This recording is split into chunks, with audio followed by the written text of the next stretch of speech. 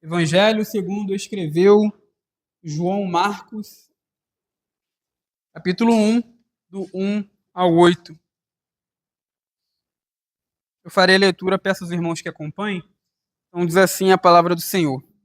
Princípio do Evangelho de Jesus Cristo, Filho de Deus. Conforme está escrito na profecia de Isaías, eis aí, envio diante da tua face o meu mensageiro, o qual preparará o teu caminho. Voz do que clama no deserto. Preparai o caminho do Senhor, endireitai as suas veredas. Apareceu João Batista no deserto, pregando o batismo de arrependimento para remissão de pecados. Saíam a ter com ele toda a província da Judéia e todos os habitantes de Jerusalém, e confessando os seus pecados eram batizados por ele no rio Jordão. As vestes de João eram feitas de pelos de camelo, ele trazia um cinto de couro e se alimentava de gafanhotos e mel silvestre. E pregava dizendo, após mim vem aquele que é mais poderoso do que eu, e do qual não sou digno de, curvando-me, desatar-lhe as correias das sandálias. Eu vos tenho batizado com água, ele, porém, vos batizará com o Espírito Santo. Então, meus irmãos, o Evangelho de Marcos foi provavelmente o primeiro evangelho a ser escrito, né? Embora aqui na ordem canônica dos livros ele venha depois de Mateus, né? Mas provavelmente Marcos foi o primeiro evangelho a ser escrito, né? E ele é parecido com Mateus e Lucas, porque ele está dentro daquela classificação, né, de evangelhos sinóticos, né? O que são evangelhos sinóticos? São evangelhos semelhantes. A ideia de que são vistos pela mesma óptica, né? Então, Marcos ele é parecido com Mateus e Lucas, só que ele também é diferente de Mateus e Lucas. Se você fizer uma leitura comparada entre esses evangelhos, você vai perceber que há diferença, né?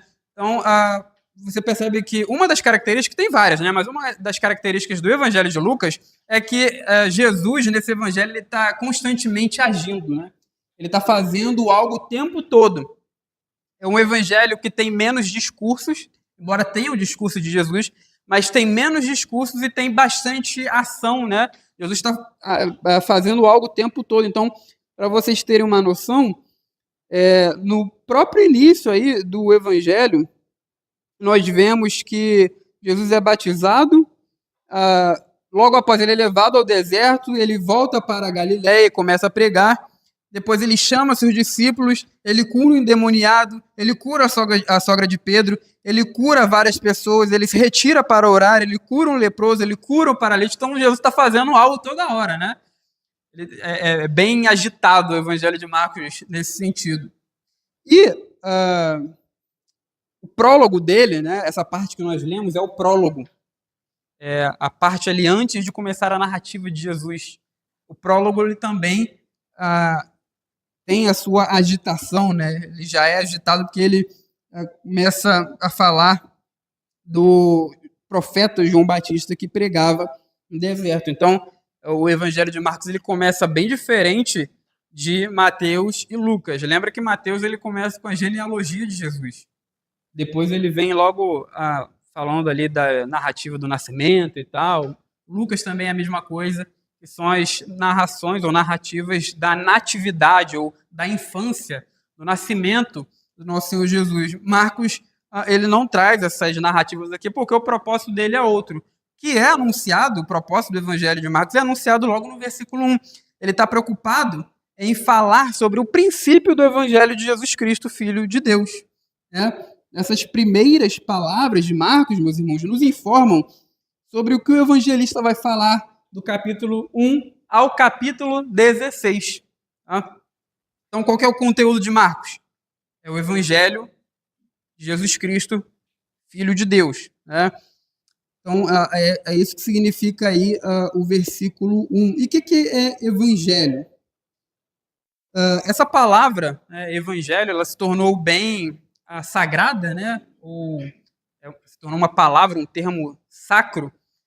Quando alguém fala do Evangelho, eu vou pregar o Evangelho, eu vou falar do Evangelho. Você já entende que tem algo a ver com o cristianismo, que tem algo a ver com a mensagem que os cristãos falam sobre Jesus.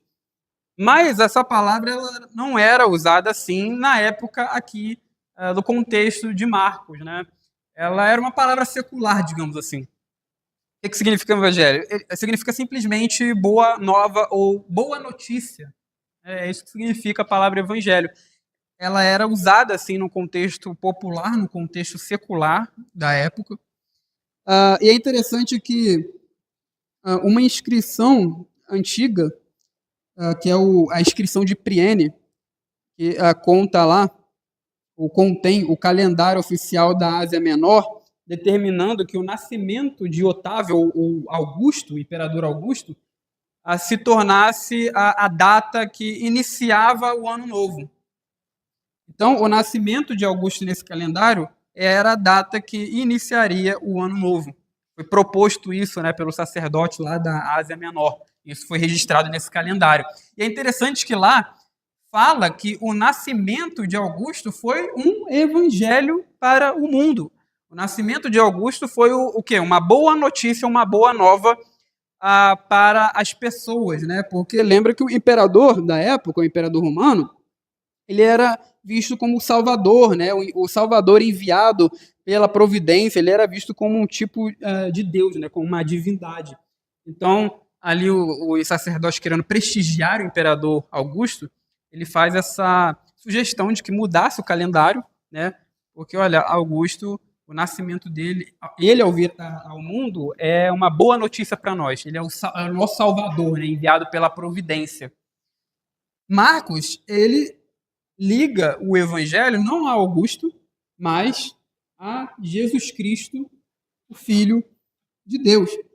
Então, ao ligar o evangelho a Jesus aqui como Filho de Deus, Marcos ele está desafiando as concepções difundidas pelo mundo romano, né, as concepções de Augusto como aquele que traz uma boa notícia para o mundo. Então, Marcos ele está dizendo o seguinte, olha, a verdadeira boa notícia que nós temos é sobre Jesus, né? É sobre Jesus Cristo, o Filho de Deus, não sobre César. E aqui nós temos uma lição para nós, que muitas pessoas hoje, né, veem a ascensão de governantes na esfera política como se fosse um evangelho mesmo, né? Como se fosse uma boa nova. É claro que quando nós votamos, escolhemos autoridades, né, governantes, sejam prefeitos, enfim, nós queremos que aquela pessoa ganhe a eleição, né? Para nós, de certa forma, é uma boa notícia para nós ver que a pessoa que nós votamos ganhou essas eleições. Mas a gente não pode confundir as coisas, né? Nenhum governante, nenhum político, por melhor que ele seja, pode resolver os problemas do mundo de forma definitiva, né? Nenhum governante, nenhum político pode resolver o maior problema do mundo, que é a alienação de Deus. Isso só o nosso Senhor Jesus Cristo faz. Então, nós não podemos confundir as coisas, né? A verdadeira boa notícia, a verdadeira boa nova, nova superior, né? A mensagem superior tem a ver com o nosso Senhor Jesus Cristo. É isso que o Evangelho de Marcos aqui inicia falando. E essa ligação entre Jesus Cristo e o Evangelho aparece aí nessa frase de Jesus Cristo, Filho de Deus. Né? Evangelho de Jesus Cristo, Filho de Deus.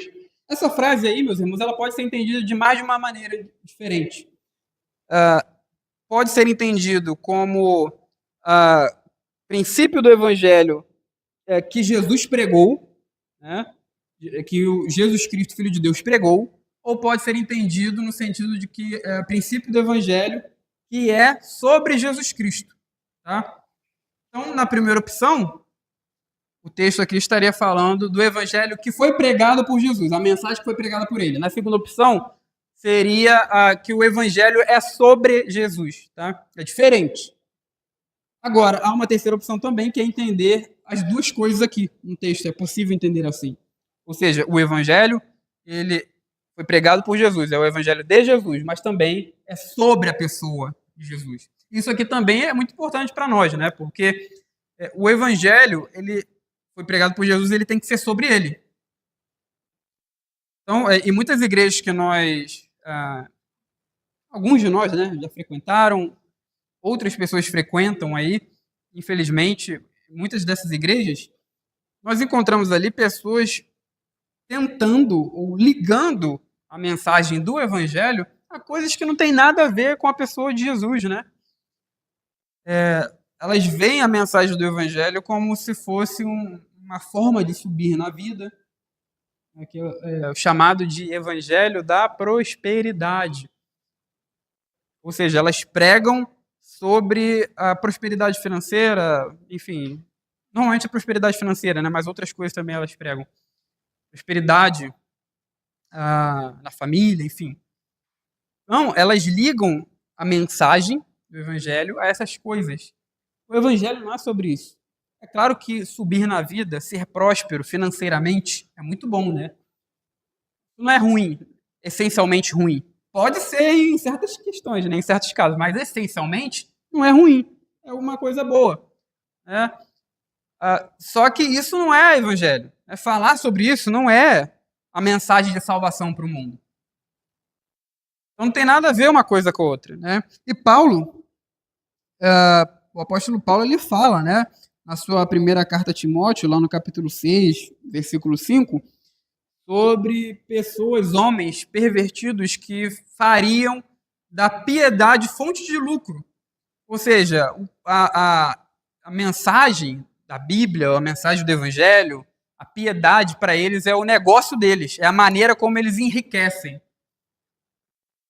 É tipo como se fosse uma empresa, né? Em várias igrejas aí, você chega lá, é como se fosse uma empresa. O líder lá, o pastor, o chamado pastor, que não é pastor coisa nenhuma, né? Extorquindo o dinheiro das pessoas. E fala-se de tudo lá, menos de Cristo. Quando fala, é de uma maneira equivocada, de uma maneira errada. Então, veja, que Deus nos livre de cairmos nas mãos desses homens, né? E devemos dar graças a Deus também, né, meus irmãos, que pela sua graça nós estamos numa igreja e temos acesso, né, através dessa igreja, à mensagem do Evangelho, né? Porque o Evangelho é sobre o nosso Senhor Jesus, não sobre outras coisas. E aí, então, esse é o conteúdo da mensagem que Marcos vai trazer aqui do capítulo 1 ao capítulo 16, né, até o final desse livro. E aí o texto continua no versículo de número 2, ligando a mensagem a boa notícia de Jesus ao Deus de Israel, porque o Deus de Israel agora estava cumprindo suas promessas. Isso é o que é dito aí do versículo 2 ao versículo 8. Alguém lê para a gente o versículo 2 e 3, por favor?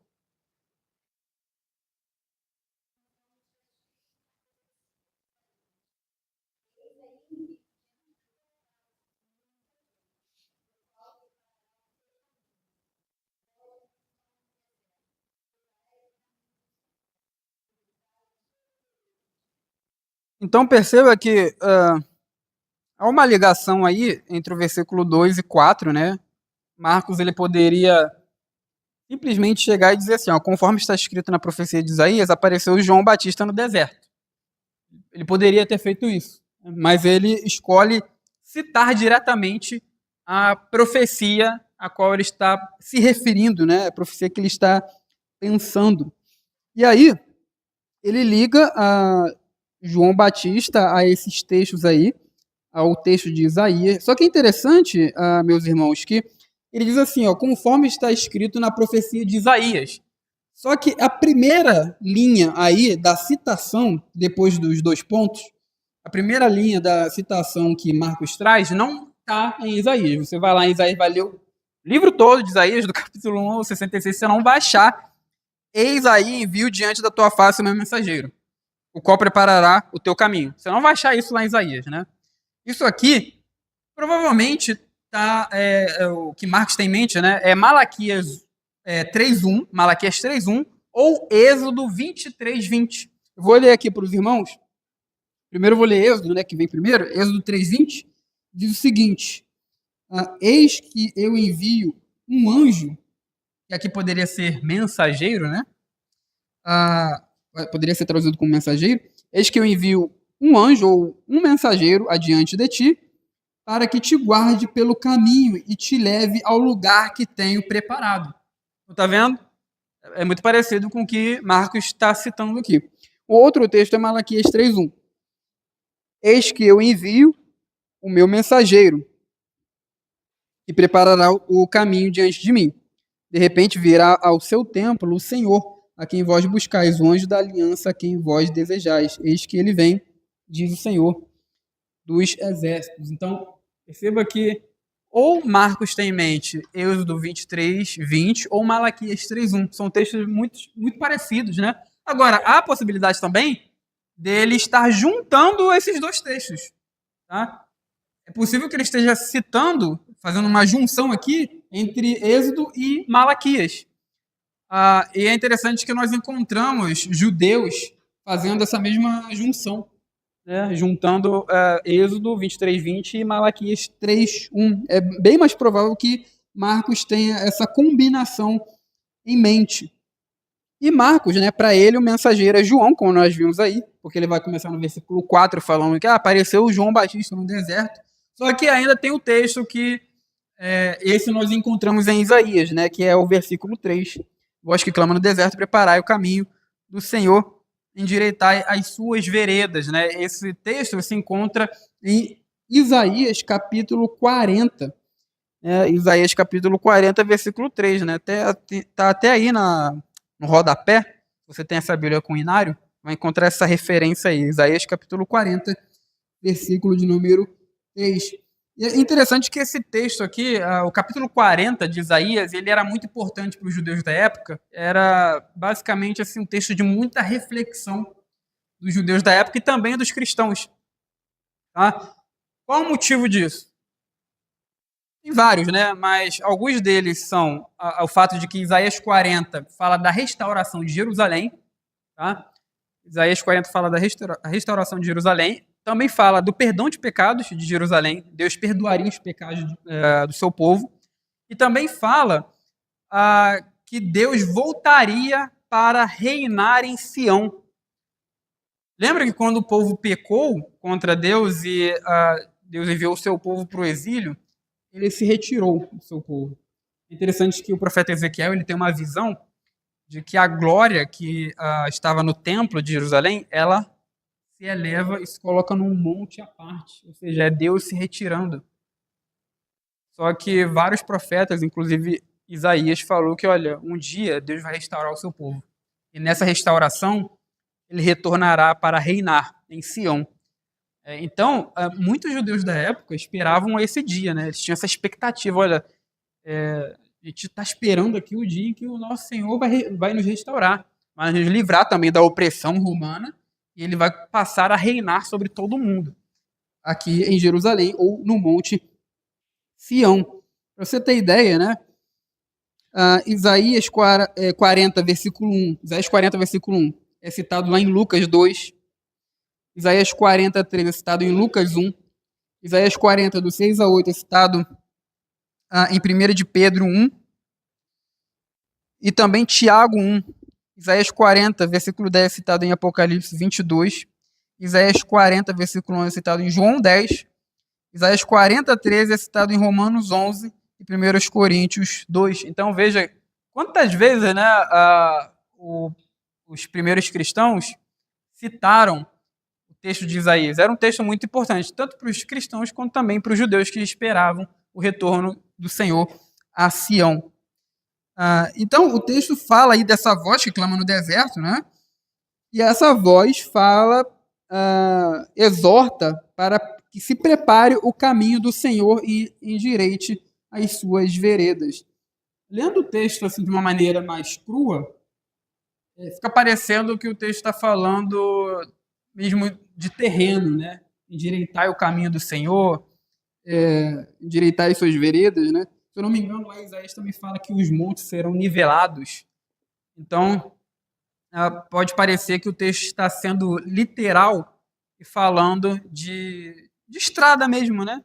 Dos montes se abaixando e se tornando um caminho para as pessoas passarem. Mas, quando nós lemos o texto de uma outra óptica, né? Nós percebemos que o que está sendo dito aqui não tem a ver com isso, é uma metáfora, né, que o texto está usando para falar da nossa conduta.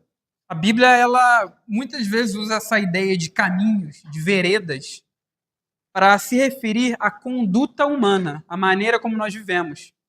Eu vou ler aqui um texto que é Salmo 119:1, que lá diz o seguinte, né? Bem-aventurados os irrepreensíveis no seu caminho, que andam na lei do Senhor. Então, tá vendo? A Bíblia está usando essa metáfora do caminho para se referir à conduta, à nossa maneira de viver, à nossa moral. Tá? Então, é isso que o texto aqui está dizendo. Quando a voz clama no deserto, preparai o caminho do Senhor, endireitai as suas veredas, está nos chamando, nos conclamando, né, a endireitarmos os nossos caminhos, a nossa vida diante de Deus. E isso está de acordo com a pregação de João Batista, né? Porque João, ele pregava um batismo de arrependimento, chamava as pessoas a se arrependerem, né? E lá em Lucas, quando nós lemos o Evangelho de Lucas, João pregando, ele fala, né, para que não fosse os cobradores de impostos, né? Para que eles não cobrassem mais, né? Para que os soldados se contentassem com aquilo que eles ganhavam. Então, a ideia de que nós devemos ter um comportamento, uma conduta de vida endireitada, consertada diante de Deus. E aí, o texto continua aqui, né? Alguém lê para a gente o versículo 4?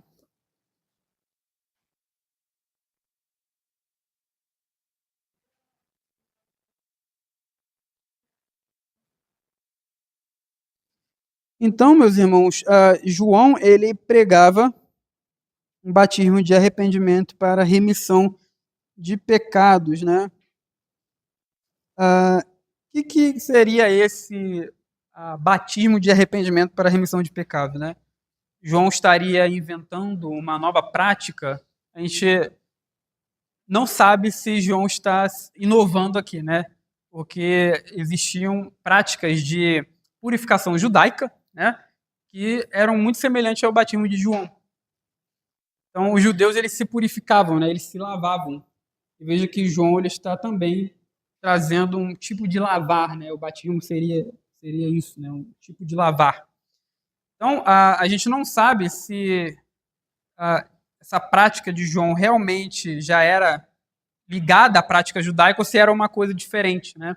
Mas é interessante que o fato de João batizar aqui e chamar judeus a serem batizados, isso aqui seria muito afrontoso para os judeus, né? Porque o que acontece? Os judeus, quando eles batizavam prosélitos. Eram pessoas que se convertiam à religião judaica. Então, um prosélito seria isso. É alguém que se converte à religião judaica. Um gentil, né, adorava outros deuses, enfim. Quando ele se converte ao judaísmo, ele recebia esse lavar, ele era batizado. Só que aqui, perceba que João, ele não está batizando gentios, ele está batizando judeus. Então ele está chamando o próprio povo judeu, o próprio povo dele, a se arrepender, a se lavar, a se consertar, a se purificar diante de Deus. Então veja como isso poderia ser afrontoso, né? O judeu da época poderia pensar assim: como assim você está chamando a gente a se arrepender, a se lavar, a passar pelo batismo? A gente é algum impuro agora? Nós somos pessoas impuras? Então isso poderia ser afrontoso. Fazendo um paralelo aqui, seria a mesma coisa que eu chegar para uma pessoa que frequenta uma igreja, ou que se diz cristão, que é membro já de uma igreja, e chegar para ela e pregar o evangelho para ela. Falar que ela precisa se converter. Talvez você já tenha passado por isso, né? Você já tentou pregar para um cristão? Aquela pessoa que você sabe que, embora ela confesse, né, com a boca que Jesus é o Senhor dela, mas ela não anda de conformidade com a fé dela. Já tentou falar de Cristo para essa pessoa? Se você já tentou, você sabe como é difícil, né? Porque é uma pessoa muito obstinada, né? Ela pensa que ela não está errada. É muito mais fácil você falar para uma pessoa que está toda errada lá fora do que alguém que senta aqui todo domingo, mas não pratica a fé que ela professa. Porque para ela já está salva. Então você vai falar, vai entrar por um ouvido, vai sair pelo outro, né? O coração já se tornou orgulhoso, né?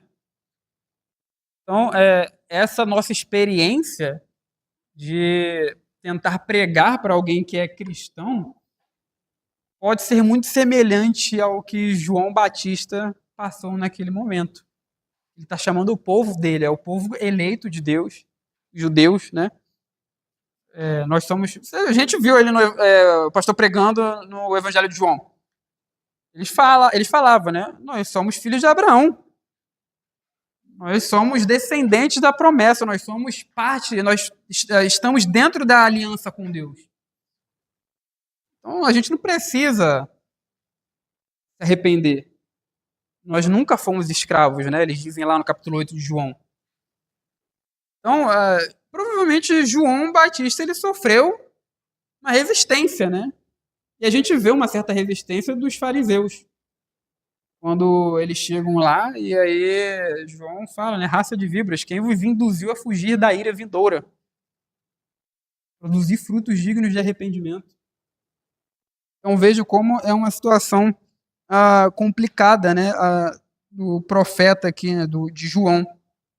Ele pregava esse batismo de arrependimento para o perdão de pecados.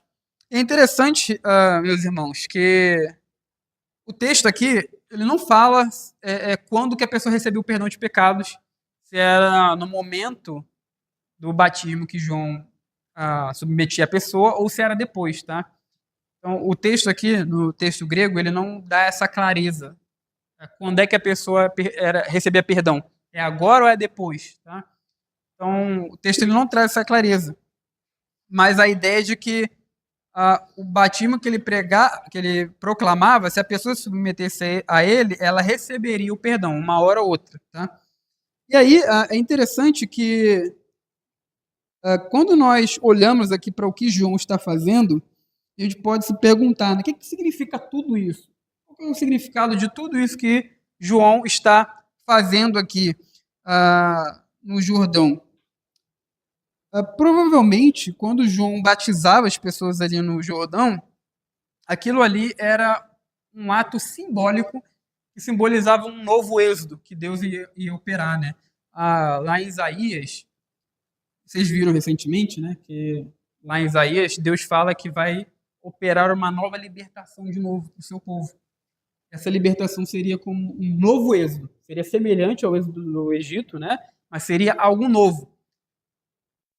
No caso de Isaías, ele estava pensando no êxodo da Babilônia. Mas Deus tinha, né, um novo êxodo a operar também aqui.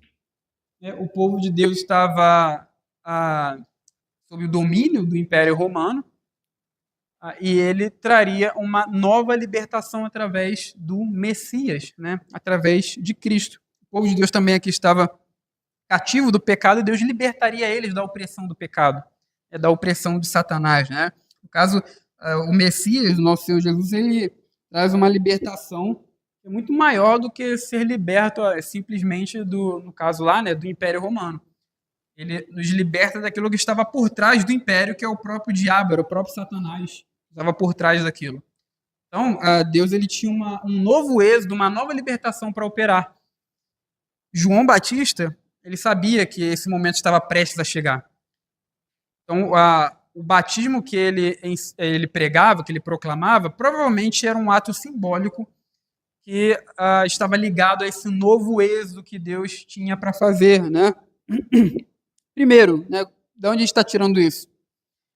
Primeiro que João estava batizando num local muito simbólico para o povo judeu, que era o Jordão. Vocês lembram que o Jordão está ligado ao êxodo, está ligado também à posse da terra prometida. Quando os israelitas saíram do Egito, eles, no momento ali de entrarem em Canaã, Deus ele abriu o Jordão, assim como ele fez lá com o Mar Vermelho. O povo de Deus passou para tomar posse da sua terra, que Deus tinha para eles. Então, João ele está praticando o batismo aqui num local muito cheio de simbolismo, né? Teológico. o que está ligado ao êxodo, está ligado também a tomada da terra, né? Então, isso que nós temos para falar aqui. E seguindo o texto, vai dizer aí que os moradores ali da região, né, saíam ter com ele toda a província da Judéia e todos os habitantes de Jerusalém, e confessando seus pecados eram batizados por ele no Rio Jordão. E é interessante aqui, vai dizer que a todos os moradores da província da Judéia, todos os habitantes de Jerusalém, saíam a ter com João, ou seja, para se encontrar com ele, confessavam seus pecados ali e eram batizados, né? É claro que isso daqui, meus irmãos, é uma hipérbole, né? Porque lendo o Evangelho nós mesmos percebemos que nem todo mundo ali foi batizado, tá? Quando o autor aqui fala que toda a província da Judéia e todos os habitantes de Jerusalém confessavam seus pecados e eram batizados, ele está usando de uma hipérbole, ou seja, a mensagem de João, a proclamação de João, alcançou toda aquela região ali, muitas pessoas daquela região, tá? Não quer dizer que todo mundo foi realmente batizado. E essas pessoas confessavam seus pecados no Rio Jordão, e eram batizados no Rio Jordão. Aqui, essa ideia de confessar os pecados provavelmente era uma confissão pública, tá? Hoje em dia, nós fazemos o batismo aqui, eu e você não temos que confessar cada pecado que nós cometemos, nem confessar os pecados que nós ainda estamos cometendo. Imagina a situação, né? Você chega aqui para ser batizado pelo pastor da igreja, aí você tem que confessar as coisas de errado que você faz, né? É constrangedor, né? Provavelmente era assim aqui, tá? Com João. A ideia de confessar seus pecados provavelmente está falando de pecados até mesmo específicos, né? Não era uma confissão geral, eu confesso os meus pecados diante de Deus, aí recebi o batismo. Isso é uma confissão geral, provavelmente não era assim. A ideia do plural aqui dá a entender que eles confessavam pecados específicos, tá? E eram batizados por ele ali. Então, quem fazia isso estava se convertendo mesmo, né? Porque para passar por essa situação aqui, né, de constrangimento diante de todo mundo, tem que estar convertido, tem que estar convicto de que você quer aquilo, né? E aí o versículo 6, as vestes de João eram feitas de pelos de camelo e traziam um cinto de couro e se alimentava de gafanhotos e mel silvestre. João aqui está sendo caracterizado como um profeta. Lá em Zacarias, no capítulo de número 13, deixa eu ver se é isso mesmo. Zacarias 13, acho que é 13:4, só que eu me perdi aqui no meu esboço. Eu não estou achando. Zacarias 13:4. Lá vai falar das vestes do profeta, né? Vamos lá em Zacarias 13:4. Zacarias é o penúltimo livro do Antigo Testamento. Fica logo aí antes de Malaquias. Deixa a sua Bíblia marcada em Marcos. Zacarias 3:4. Diz assim, ó: naquele dia se sentirão envergonhados os profetas, cada um da sua visão quando profetiza. Nem mais se vestirão de manto de pelos para enganarem. Tá vendo? A ideia de que os profetas, eles tinham um tipo de vestimento específico que caracterizava eles. João Batista, ele está sendo apresentado assim, logo de cara, né? João Batista é um profeta, ele não estava falando por autoridade própria. Ele estava falando pela autoridade do Senhor. Um profeta ele tem que falar ou tinha que falar pela autoridade do Senhor, né? João Batista aqui é esse o caso dele. E aí vai falar aqui que ele também trazia um cinto de couro, e isso aí já liga João Batista a Elias, lá em 2 dos Reis 1:8, vai fazer essa descrição de Elias. Diz assim, ó. Vou ler o 7 para vocês entenderem, né? Ele lhes perguntou, né? Aqui é o rei de Israel perguntando a Acasias, o rei de Israel: qual era a aparência do homem que vos veio ao encontro e vos falou tais palavras? Aí o versículo 8. Eles lhe responderam: era homem vestido de pelos, com os lombos cingidos de um cinto de couro. Então disse ele: é Elias, o tesbita. Então, está vendo que Elias ele usava essa roupa de pelos, né? E tinha um cinto de couro. João Batista, ele é descrito assim também, com a roupa do profeta e com um cinto de couro ligando ele a Elias. E isso aqui não é maluquice nossa, né? Invenção nossa. Você percebe que nos evangelhos há essa ligação entre Elias e João Batista, né? Então aqui o texto está antecipando essa ligação que vai ser feita pelo próprio Senhor Jesus lá em Marcos 9, do 11 a 13, onde ele vai falar, olha, João Batista, ele mesmo é Elias que estava para vir. Então, os evangelhos, eles falam que o João Batista, ele falava, ele profetizava no espírito de Elias, né? A ideia de que o ministério de João Batista era parecido com o ministério de Elias. E aí ele comia gafanhotos e mel silvestre. Olha aí, ó. Iguaria. O alimento de João Batista. Gafanhotos e mel silvestre eram alimentos permitidos pela lei, né? Gafanhotos era um alimento ali que era de animal puro, né? Lembra que os judeus eles tinham essa divisão de animal puro e impuro. Coisas que eles poderiam comer, coisas que eles não poderiam comer. O gafanhoto era um animal considerado puro, eles poderiam comer esse tipo de animal. E o mel silvestre era algo que era presente no deserto. Então, o João Batista se alimentava dessas coisas também. E aí, vai dizer aí, no versículo seguinte, né? Vamos ler o 7 e 8 para terminar. E pregava dizendo, após mim vem aquele que é mais poderoso do que eu, do qual não sou digno de, curvando-me, desatar-lhe as correias das sandálias. Eu os tenho batizado com água, ele, porém, vos batizará com o Espírito Santo. Para quem lê o Evangelho de Marcos e para o próprio Marcos, é muito claro aqui que João Batista está falando de quem? Jesus, né? Ele é maior do que eu. E ele vai batizar com o Espírito Santo. É muito claro a interpretação dos evangelhos também para nós que é Jesus. Só que quando a gente lê os evangelhos, fica parecendo que João ele não tinha muita noção de quem que iria fazer esse tipo de coisa, né? Tanto é que quando, lá em Mateus capítulo 11, no mistério ali de Jesus, João vai enviar seus discípulos a Jesus para perguntar, né? João estava preso, e ele envia os seus discípulos como mensageiros, né? Eles perguntam a Jesus, você ou tu és aquele que havia de vir ou nós temos que esperar outro? Então, o próprio João Batista, ele sabia que viria alguém que era maior do que ele, iria batizar com o Espírito Santo, mas ele não tinha muita noção de que essa pessoa era Jesus, né? Era um humano, porque ele vai perguntar a Jesus. Mas ele também entendia que essa pessoa tinha uma prerrogativa divina. Essa pessoa, ela ia batizar com o Espírito. É interessante que no Antigo Testamento, quem batiza com o Espírito é Deus, né? Não existe nenhuma referência de que um ser humano iria batizar com o Espírito. É o próprio Deus quem fala, olha, eu vou derramar o meu Espírito sobre vocês. Então o João Batista ele tinha a noção, olha, essa pessoa ela é humana, vai vir que é maior do que eu, mas ela também tem prerrogativa divina. Vai batizar com o Espírito Santo.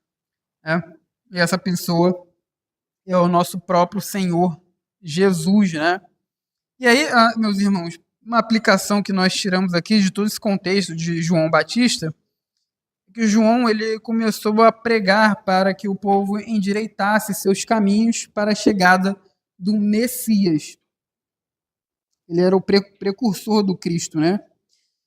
Sua mensagem foi tão relevante para seu público na época quanto é para nós hoje. Então, isso aqui já passou. Jesus, o Senhor Jesus, ele já veio. Jesus, o Messias que João pregava, ele já veio. Só que a mensagem de João, ela não deixou de ter sua relevância para nós. Foi tão relevante a mensagem dele na época, chamando o povo ao arrependimento para que o povo consertasse suas veredas, seus caminhos diante do Senhor, quanto é relevante para nós hoje. Por quê? Porque nós também aguardamos a vinda do Messias. Nosso Senhor veio, cumpriu o seu ministério que ele tinha que fazer nessa vinda. Ele morreu e ressuscitou por nós. ele um dia virá novamente, ele voltará. Então, nós ainda temos essa expectativa que foi pregada aqui por João. Nós esperamos o Messias. Só que para que nós nos beneficiemos do que o Messias vai trazer, do batismo que ele trará, né? No caso aqui, batismo com o Espírito Santo, mas no caso, a salvação que ele trará futuramente, para que nós nos beneficiemos disso, é necessário andarmos corretamente diante de Deus.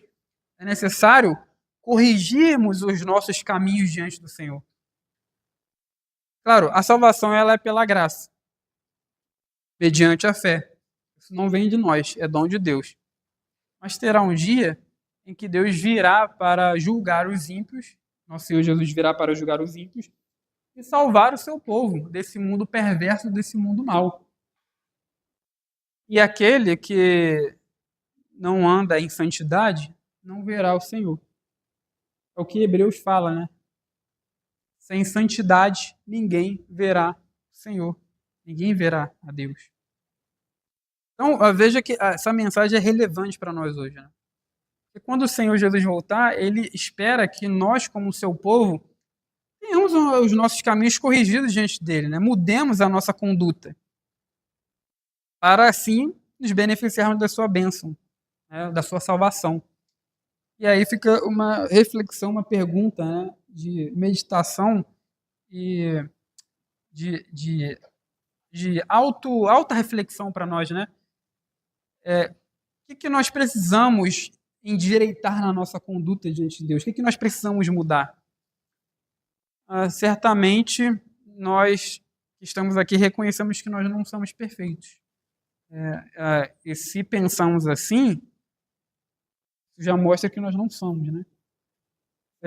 Se a gente se acha perfeito, você já está cometendo um pecado aí, porque você não é. Você está se auto-enganando. Está indo contra a própria palavra de Deus, né? Aquele que diz que não tem pecado, esse é mentiroso, e a verdade não está nele, como diz o apóstolo João lá na sua primeira carta. Então, nós que estamos aqui, nós reconhecemos que somos pecadores diante de Deus. E certamente tem coisa na nossa vida que nós precisamos consertar, né? E veja, essa é uma autorreflexão para nós. O que nós precisamos mudar? O que nós precisamos de endireitar para que tenhamos uma conduta mais correta diante de Deus? Eu não estou dizendo aqui perfeição. Deus não espera que sejamos perfeitos, moralmente perfeitos. Tá? Você não vai encontrar nenhum texto na Bíblia que Deus ordena para você ser perfeito em todos os sentidos, sem pecado. Porque não tem como. Tá? Deus não espera isso de nós.